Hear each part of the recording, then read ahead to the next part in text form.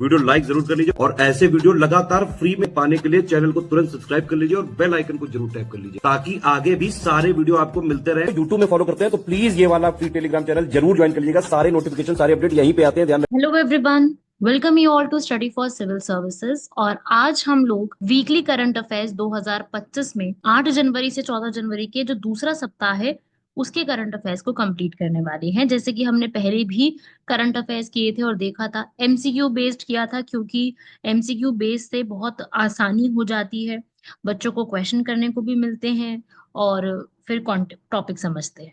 तो उसी चीज को फॉलो करते हुए हम लोग इस वाली वीडियो को भी स्टार्ट करने वाले हैं। 8 से 14 जनवरी के इंपॉर्टेंट करंट अफेयर्स को देखेंगे। और अगर आप में से किसी भी बच्चे को इसकी पीडीएफ चाहिए तो नीचे दिए गए नंबर्स पे कॉल कर सकता है या फिर इन नंबर्स पे व्हाट्सएप भी कर सकता है। और पीडीएफ जो है वो पेड ग्रुप पे रहेगी, तो उसको आप ज्वाइन भी कर सकते हो। तो शुरुआत करते हैं हमारे सबसे पहले एमसीक्यू की, जिसमें है स्वामी विवेकानंद, जिनका असल नाम हुआ करता था नरेंद्र नाथ दत्ता। तो उनके बारे में आपको बताना है। स्वामी विवेकानंद हिंदू मॉन्क हुआ करते थे जिन्होंने रामकृष्ण मिशन की शुरुआत करी थी।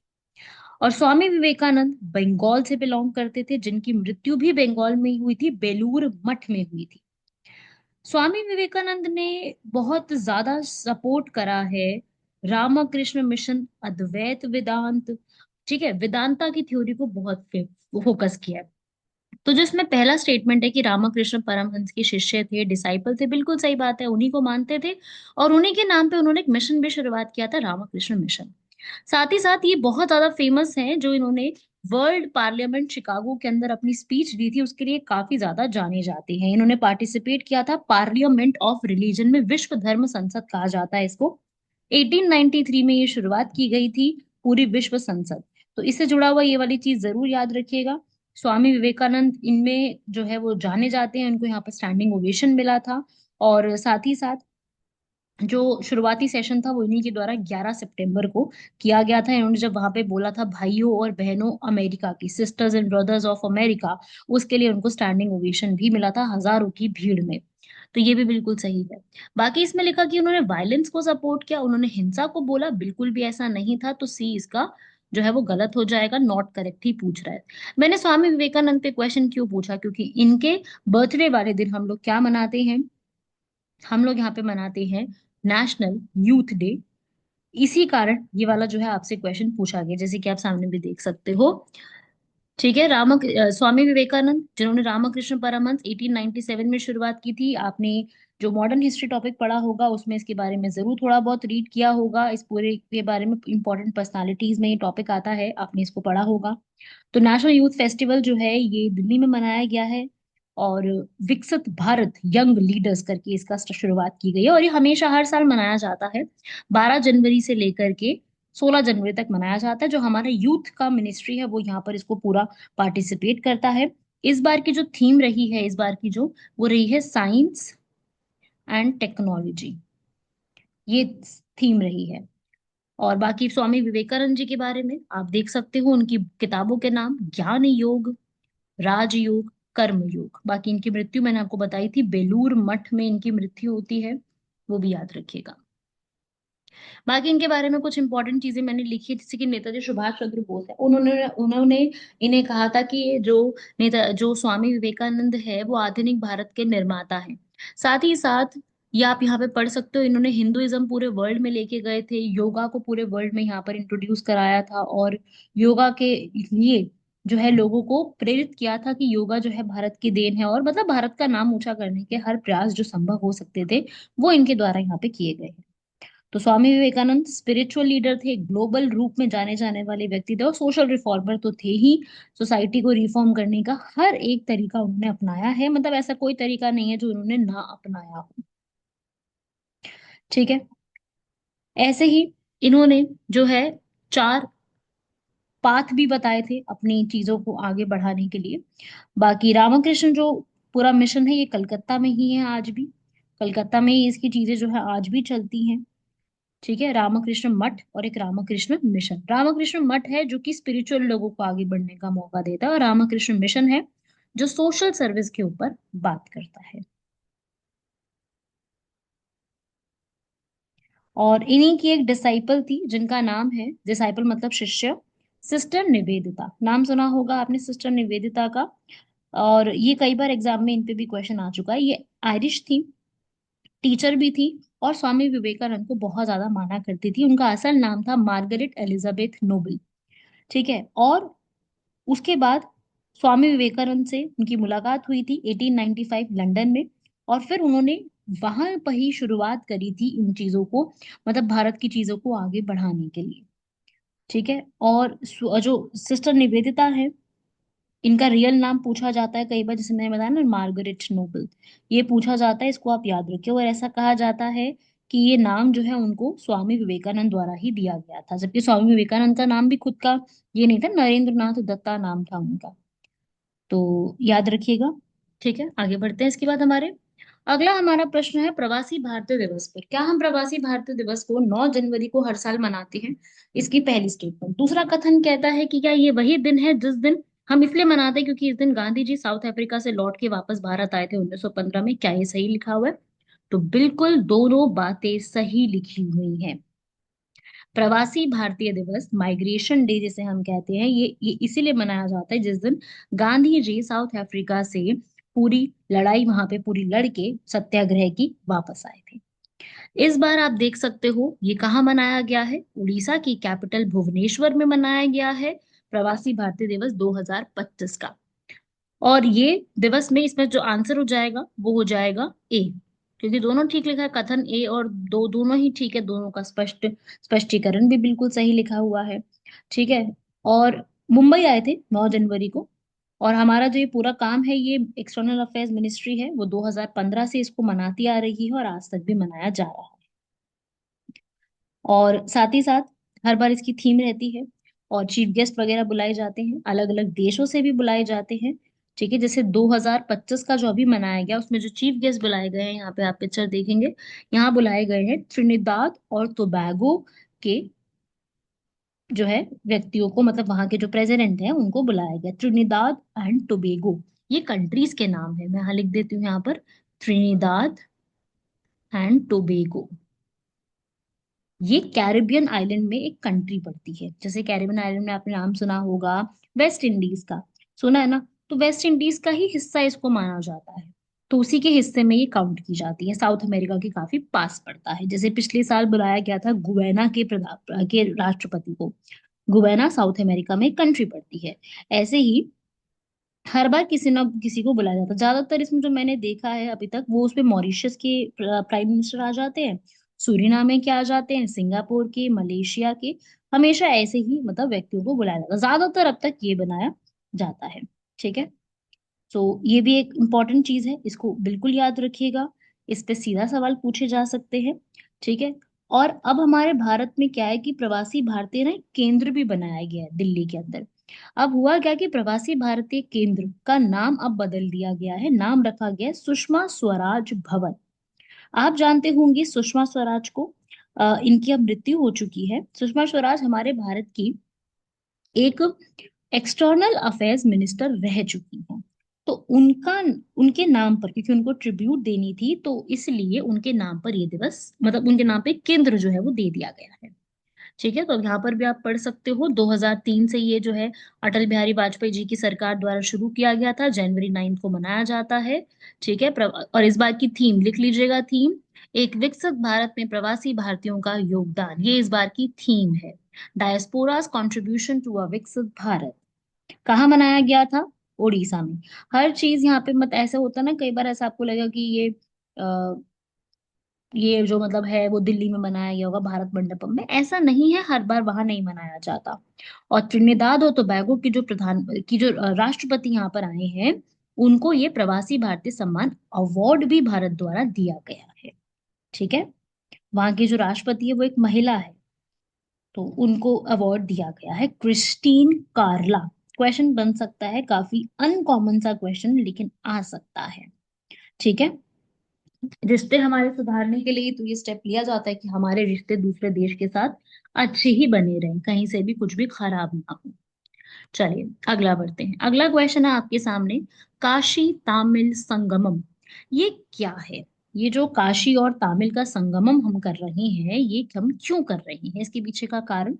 तो देखिए, इसमें क्वेश्चन पढ़ लो, आप ऑप्शन देख लो, मैं इसको आंसर बता देती हूँ आपको, आपने पढ़ ही लिया होगा। इसका उत्तर है नंबर ए, नॉर्थ और साउथ, क्योंकि काशी है वाराणसी, कहाँ पर है ये, नॉर्थ में, और तामिल का है साउथ में। तो दोनों को एक साथ करने के लिए ये चीज की गई है। ये हमारी जो केटीएस इसे कहते हैं, केटीएस, ठीक है, ये एक ऐसा है। ठीक है, अब 3.0 है, मतलब तीसरे नंबर का चल रहा है ये। ठीक है, इस पे एक वेबसाइट भी लॉन्च की गई है, मैंने वहीं से सारा डेटा लिया है। तो काशी तामिल संगमम का जो डेटा है वो मिनिस्ट्री ऑफ एजुकेशन ने किया है, वाराणसी में ये पूरा किया गया ताकि तमिलनाडु और काशी के बीच में क्या कर सके, एक बेहतर रिश्ते बनाए जा सके।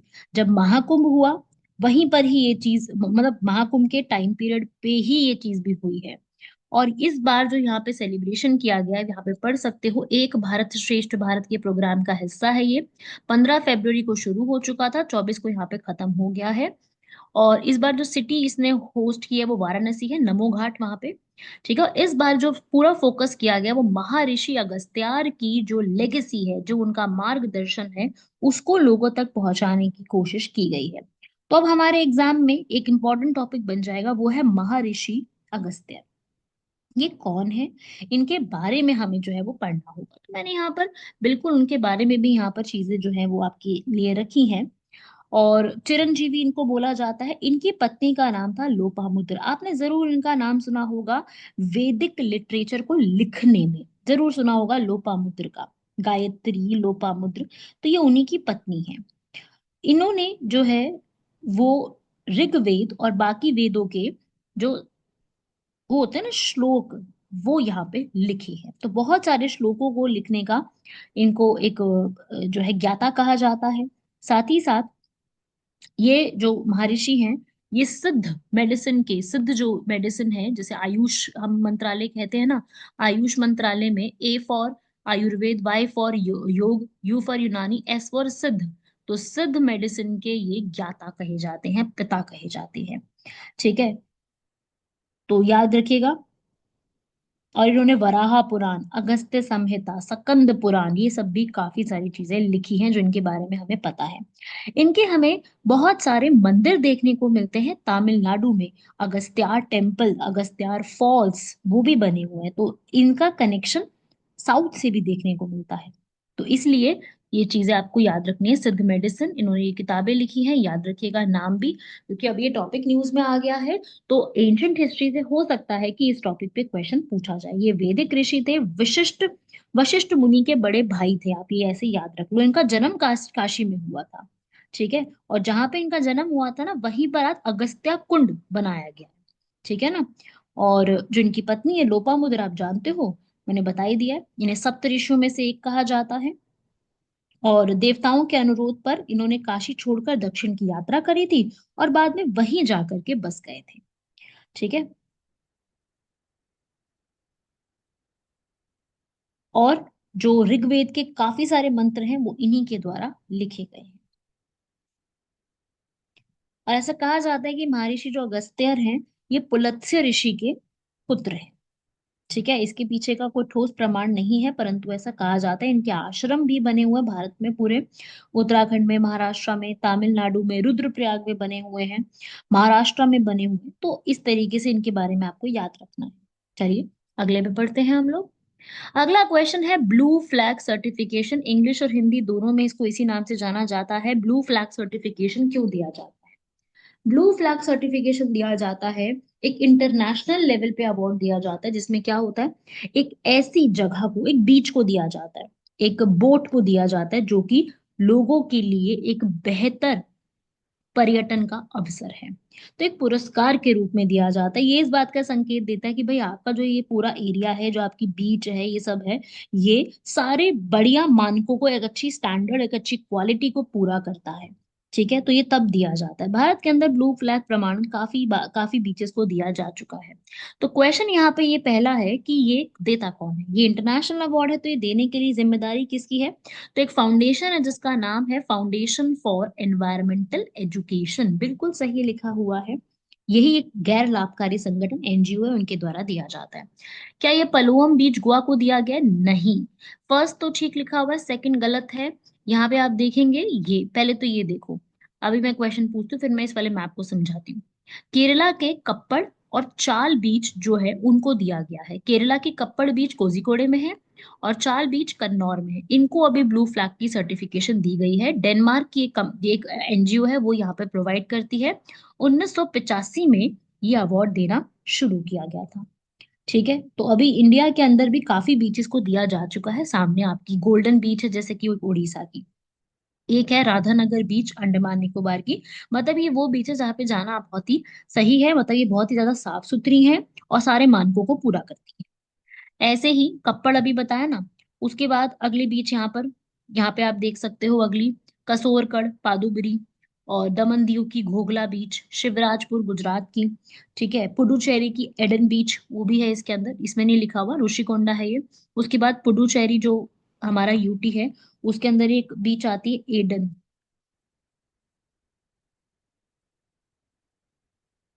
ठीक है, तो इन सबको दिया जा चुका है। क्या लक्षद्वीप की भी है? बिल्कुल, लक्षद्वीप की मिनिकॉय बीच है, उसको यहाँ पे दिया जा चुका है। तो इस प्रकार से ये ब्लू फ्लैग सर्टिफिकेशन भारत के अंदर दिए जाते हैं। समझ में आया भाई यहाँ तक सभी लोगों को? कौन सी बीचेस को दिया जा चुका है, ये एग्जाम में पूछा जा सकता है। आगे भी किसी भी एग्जाम में पूछा जा सकता है कि ये अभी किसको अवार्ड दिया गया है, ये या ये अवार्ड क्यों दिया जाता है, अभी तक कितनी बीचेस है जिनको दिया जा चुका है ना। और पहली बीच पूछ सकते हैं, तो पहली बीच भारत के अंदर चंद्रभागा बीच रही है, पहली। ठीक है, और वहां पे मतलब मतलब अकेले ये नहीं देखते, बहुत सारे लोग बैठते हैं देखने के लिए। और हर साल इसको अपडेट किया जाता है, हर साल देखा जाता है इसके अंदर। इंडिया ने भी एक अपना स्टार्ट करा है कि हम लोग, जैसे ब्लू फ्लैग सर्टिफिकेशन पूरे वर्ल्ड में चलता है, हम इंडिया खुद यहाँ पर देगा बीम्स। इंडिया बीम्स देगा, मतलब कि इंडिया बताएगा अपनी बीचेस को कि कौन सी साफ है और कौन सी नहीं है। तो हमारा खुद का मानक तय है बीम्स, लेकिन पूरे वर्ल्ड में चलता है वो है ब्लू फ्लैग। समझ में आया भाई? तो याद रखिएगा, गुजरात की एक है कौन सी, शिवराजपुर। उड़ीसा की है गोल्डन बीच। दीव की है घोघला बीच। कर्नाटका की है कसोरगढ़ बीच। ठीक है, नाम याद रखने हैं, पुदुपारी बीच, राधानगर बीच, एडन बीच, चाल बीच, ये पूछे जाते हैं, तो इसको जरूर याद रखिएगा। बढ़ते हैं हमारे अगले करंट अफेयर्स की तरफ। तो वो है, अभी अभी क्या हुआ, इस पे मैंने कोई क्वेश्चन नहीं दिया, इसमें मैंने सीधा ही आपको मैं एक इन्फॉर्मेशन दे रही हूँ कि अभी हमारे जो road transport minister Nitin Gadkari, उनके द्वारा एक कैशलेस जो है वो स्टार्ट किया गया है कि ट्रीटमेंट प्रोवाइड किया जाएगा। कैशलेस ट्रीटमेंट दिया जाएगा, किनको दिया जाएगा? रोड एक्सीडेंट के विक्टिम्स को। जैसे कभी होता क्या है कि रोड एक्सीडेंट हो गया किसी भी व्यक्ति का, तो क्या होता है कि उसको जो है ना सरकार द्वारा पैसा जो है वो दुर्घटना के समय दिया जाएगा। तो किसी भी व्यक्ति की दुर्घटना हो जाती है और उसके साथ कुछ भी गलत हो जाता है, तो मेडिकल एक्सपेंसेस 1.5 लाख रुपए तक का दिया जाएगा। और आपको रिपोर्ट भी करानी होगी पुलिस में कम से कम 24 घंटे के अंदर अंदर। पूरे देश में लागू है, हर एक व्यक्ति के लिए दिया गया है। वैसे तो मैं चाहूँ कि किसी को भी ना ही इस्तेमाल करने की जरूरत पड़े, पर आपको इस बारे में जरूर पता होना चाहिए। 1.5 लाख रुपए एक एक्सीडेंट के समय आपको दिए जाएंगे। ठीक है, ताकि, और हिट एंड रन किसी का हो गया तो उनको 2 लाख रुपए दिए जाएंगे। जैसे होता है ना, मार के भाग जाते हैं, तो क्योंकि क्या है कि रोड एक्सीडेंट्स की जो कंडीशन है भारत के अंदर बढ़ती जा रही है। एक तो लोग हेलमेट्स नहीं पहनना चाहते हैं। ठीक है, और सबसे ज्यादा पता है प्रॉब्लम कहाँ आती है? जो बच्चे होते हैं ना, जो कॉलेजेस और स्कूल्स होते हैं, उसके सामने एकदम से ऐसे करके निकाल के लेके जाते हैं, करते हैं ना ऐसी चीजें। तो वहां पर सबसे ज्यादा जो है डेथ देखने को मिली है, जो एजुकेशनल इंस्टीट्यूट्स हैं उनके सामने बच्चे ऐसी हरकतें करते हैं। ठीक है, तो ये प्रॉब्लम आती है। तो वहां से जो है सरकार ने ये चीज शुरू करी है कि भाई लोगों के पास ये एक सुविधा होनी चाहिए। कई बार क्या होता है ना कि दूसरा व्यक्ति आपको मार देता है, आपकी गलती नहीं होती है, बहुत बार ऐसा होता है। तो हर जगह पे जरूरी नहीं है कि आपके आस पास पास कोई एम्स का सेंटर हो, ट्रॉमा सेंटर हो, जहाँ पे ऐसा हो। तो आपकी मदद कराने के लिए कैशलेस ट्रीटमेंट आपको प्रोवाइड किया जाएगा। 1.5 लाख तक की सुविधा हर व्यक्ति को यहाँ पर दी जाएगी, और आपको जो है सरकार के थ्रू ही मिलेगा। और बस रजिस्टर कराना पड़ेगा सारी चीजें। तो मतलब मैं ये नहीं चाहती कि किसी व्यक्ति को इसकी जरूरत पड़े, भगवान सबको सही रखे, लेकिन आपको ये चीज अभी उसी समय बताना होगा, ठीक है। इसे इसे कहते हैं गोल्डन आवर में बताना होगा। गोल्डन आवर का मतलब होता है कि जब आपका एक्सीडेंट हो उसके 1 घंटे के अंदर अंदर आपको ये सारी चीजें करानी होगी, मतलब खुद व्यक्ति को नहीं, कोई साथ में और है वो हेल्प करा सकता है इसके अंदर, ठीक है। तो इससे क्या है कि जल्दी से ही व्यक्तियों को थोड़ा सा एक समस्या जो है वो मिल जाएगी, मतलब समस्या का समाधान एक तरीके से मिलेगा, क्योंकि देखा गया है भारत के अंदर कि कितनी ज्यादा मौतें इससे हो चुकी हैं। चलिए अगला क्वेश्चन बढ़ते हैं। अगला क्वेश्चन है यहाँ पर किस टॉपिक के ऊपर? अगला क्वेश्चन है भाई, आपको बताना है इनमें से कौन कौन से जो नेवी के हमारे एयरक्राफ्ट कैरियर है वो हमने कहाँ से लिए हैं। तो जैसे एक आईएनएस विराट है, आपने सुना होगा ना। आईएनएस विराट जो है हमारे भारत में ये बनाया गया था। और क्या ये यूके का है, मतलब यूके की कंट्री से जो है वो लिया गया? तो बिल्कुल सही लिखा हुआ है, यूके से ही लिया गया, लेकिन अब ये डीकमीशन्ड है, अभी नहीं इस्तेमाल किया जा रहा, 2017 में ही, ठीक है। और अब ये स्क्रैप कर दिया गया है। तो फर्स्ट तो स्टेटमेंट सही लिखी हुई है, ऐसे क्वेश्चन आते हैं एग्जाम में। ऐसे एक हमारा है एयरक्राफ्ट जो है विक्रमादित्य, ये भी हमारे नेवी के पास ही है, 2013 में सर्विस में आया था। और ये बिल्ड जो है वो किसने किया? क्या ये रशिया ने किया? बिल्कुल सही, रशिया ने मदद करी थी इसको बिल्ड करने में। ऐसे ही एक जबरदस्त आईएनएस विक्रांत, सबने नाम जरूर सुना होगा, नेवी के साथ। और आईएनएस विक्रांत का ही जो टारगेट रहा है हमेशा से, बहुत ज्यादा टारगेट आईएनएस विक्रांत को बनाया गया हर जगह पर ही। तो इसको किसने बिल्ड किया? क्या इसको यूएसए ने बिल्ड किया है? तो यहाँ पे फंस जाओगे, नहीं किया यूएसए ने, ये किया है भारत ने, कोचिन शिपयार्ड लिमिटेड द्वारा तैयार किया गया। तो इसका ओरिजिन जो है, इसकी जो उत्पत्ति है, वो आईएनएस विक्रांत की यूएस नहीं है। तो इसलिए इसका आंसर हो जाएगा 1 और 2, ठीक है। यही मैं आपको बताना चाहती थी, क्योंकि अभी क्या हुआ है कि जो हमारी इंडियन नेवी है उन्होंने और नए नेवल वेसल्स को कमीशन किया है। एक बनाया है आईएनएस नीलगिरी, आईएनएस सूरत और आईएनएस वागशीर, ठीक है। तो ये चीजें जो है वो पूछी जा रही थी, इसलिए मैंने इस तरीके का क्वेश्चन आपके लिए दिया है। आईएनएस नीलगिरी को, आईएनएस सूरत को और आईएनएस सबमरीन को जो है यहाँ पर लेकर के आया गया है, ठीक है। तो अभी ये कमीशन किए गए हैं तीनों ही प्रोजेक्ट 17A के तहत। और ये तीनों ही बनाने वाले कौन है? इसमें रशिया और कोई सब नहीं आता, इसमें आता है हमारे भारत के ही मुंबई की जो मैग्जॉन डॉक लिमिटेड है, उनके द्वारा इसको तैयार किया गया है, समझे भाई। इसीलिए ये चीज पूछा जाता है, एग्जाम में आता है कहाँ है क्या चीज है, तो ऐसे एग्जाम में क्वेश्चन पूछे जाएंगे। क्योंकि अब हम क्या चाहते हैं कि हम लोग हर चीज जो है भारत के अंदर खुद ही बनाए, हम बाहर से मंगाना ना पड़े कोई चीजों को। तो हमारे खुद को बनाना है अगर, तो भाई उसके लिए फिर आपको उस तरीके की चीजें खर्चे भी करने पड़ेंगे। तो कर ही रहे हैं भारत की सरकार यहाँ पर, अपने देश के अंदर ही चीजों को बनाएंगे, बाहर से नहीं खरीदेंगे। वैसे हमारी डिफेंस का जितना भी अगर आप देखो, 70-80% रशिया से आ रहा है। हमने डिफेंस के मामले में रशिया से खूब चीजें ली, जैसे कि सबसे बड़ा उनका प्रोजेक्ट S-400, वो भी हमने ले लिया है। S-400 का जो मिसाइल का सिस्टम है, रशिया से लिया है हम लोगों ने। और ये एडवांस्ड है, बहुत एडवांस है, 400 किलोमीटर तक की रेंज है, लंबी से लंबी हाइट तक चला जाता है, एक ही बार में टारगेट को मार सकता है। तो ये भी हमने रशिया से लिया। वैसे हालांकि ये सिस्टम चाइना के पास भी ऑलरेडी है, रशिया से पहले चाइना ने लिया था ये चीज, फिर हमने लिया है, ठीक है। ऐसे ही हम लोगों ने उनसे जो है वो ब्रह्मोस मिसाइल मिलकर के बनाई थी, आपने सुना होगा, रशिया के साथ ब्रह्मोस मिसाइल। फिर हमने ब्रह्मोस मिसाइल बना करके फिलीपींस को भी दी है, हमारा सबसे बड़ा ऑर्डर था ये वाला। तो सुपरसोनिक मिसाइल ब्रह्मोस, ब्रह्मोस का मतलब क्या है? ब्रह्म मतलब कि ब्रह्मपुत्र रिवर, और मौसाका रिवर होगी रशिया की। तो दोनों नदियों के पास ये चीज जो है वो मिला के बनाया गया था। तो भारत के पास अभी जो है करीब 1200 से 1500 के बीच में ब्रह्मोस मिसाइलें हो सकती हैं, अभी इतना पता चला है। सुपरसोनिक है, ठीक है। और भारत और रूस दोनों ने मिलकर के इसको तैयार किया है। और हमारे देश के अंदर इसको अच्छा खासा, इसके कई वेरिएंट है, ठीक है, वो हम इस्तेमाल करते हैं। चलिए बढ़ते हैं हमारा अगला। अगला क्वेश्चन है टर्मरिक बोर्ड के ऊपर, हल्दी बोर्ड। अभी भारत के अंदर आपने सुना होगा कि नेशनल टर्मरिक बोर्ड जो है वो बनाया गया है ना। तो उसी के ऊपर सवाल है ये वाला। तो टर्मरिक जो है भारत के अंदर अच्छी खासी बनाई जाती है, तो उसी के ऊपर सवाल पूछा गया है कि भाई ये क्या काम देखता है टर्मरिक बोर्ड, भारत में क्या काम देखता है, इसके हेडक्वार्टर कहाँ है, और ये बाकी चीजें इसमें कैसी कैसी हैं। तो वही मैंने आपसे सवाल पूछा है। तो हल्दी के लिए बनाया गया है इसको पूरी तरीके से, जिसके हेडक्वार्टर्स मैं आपको लिखवा देती हूँ, लिख सकते हो भाई, निजामाबाद, तेलंगाना में है, ठीक है, और कौन सी मिनिस्ट्री के अंडर आती है ये? ठीक है, ये कौन सी मिनिस्ट्री में आती है, लिखिए भाई, ministry of commerce and industry.